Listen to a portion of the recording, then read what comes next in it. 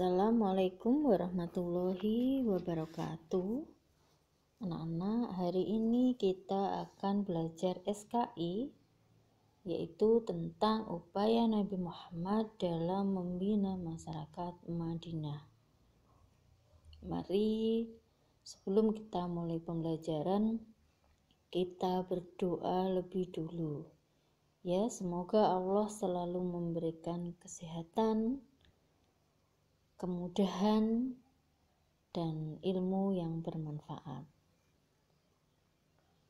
Anak-anak, upaya Nabi Muhammad membina masyarakat Madinah yaitu yang pertama, pembinaan di bidang agama. Apa saja? Yaitu 1. Membangun masjid. Nabi membangun masjid untuk beribadah. Bukan hanya untuk ibadah sholat, namun juga untuk kegiatan ibadah lainnya. Ya, seperti kegiatan dakwah dan pengajaran agama. Kemudian bermusyawarah, urusan umat dan sebagainya. Masjid yang dibangun Nabi Muhammad yang pertama di Madinah adalah Masjid Nabawi. Nah, di situ ada sekali banyak sahabat yang tinggal di masjid ya. Untuk beribadah, untuk juga belajar ilmu agama. Nah, sahabat yang tinggal di serami masjid itu disebut dengan Al-Suffah. Yang 2, mengajarkan agama. Tujuan Nabi hijrah ke Yathrib atau Madinah adalah untuk berdakwah. Untuk itu sesampainya di Yathrib, beliau menyampaikan dan mengajarkan agama Islam kepada umat Islam. Kegiatan pengajaran ini dilakukan oleh Nabi dan para sahabatnya. Kegiatan ini dipusatkan di masjid dan di rumah-rumah penduduk. Kemudian yang B, pembinaan Nabi Muhammad di bidang sosial, yaitu usaha yang dilakukan Nabi Muhammad dalam bidang sosial diantaranya 1. Mempersaudarakan kaum muhajirin dan ansor.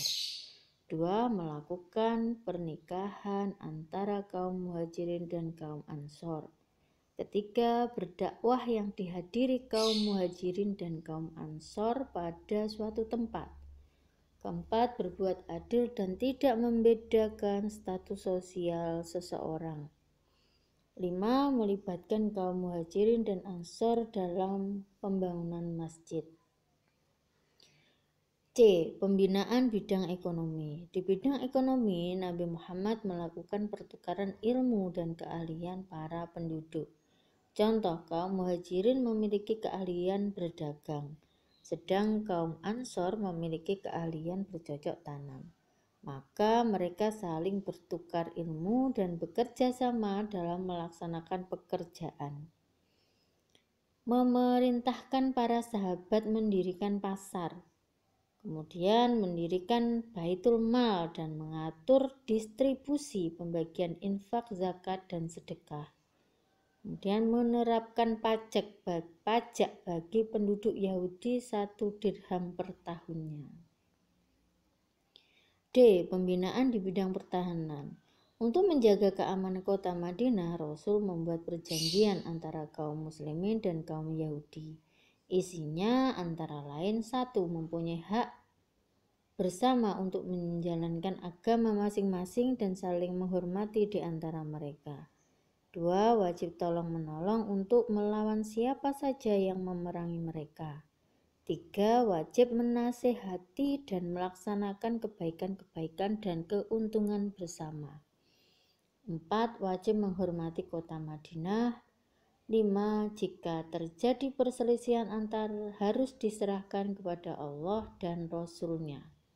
6. Semua penduduk Madinah wajib dilindungi, baik yang tinggal di dalam kota maupun luar kota.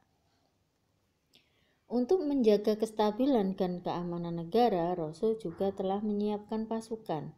Pasukan itu bertugas mempertahankan negara dari berbagai ancaman. Dengan upaya dan kebijaksanaan Rasul berhasil membina masyarakat Madinah menjadi masyarakat yang sejahtera, bermartabat, dan masyarakat yang taat beragama sehingga Madinah menjadi negara yang aman, damai, dan maju. Berbagai perang yang dilalui oleh umat Islam, yaitu yang pertama adalah Perang Badar. Terjadi pada bulan Ramadan tahun kedua Hijriah 624 Masehi. Kemudian terjadi di dekat sumur milik Badar. Tentara Islam berjumlah 314 orang, tentara kafir berjumlah 1000 orang.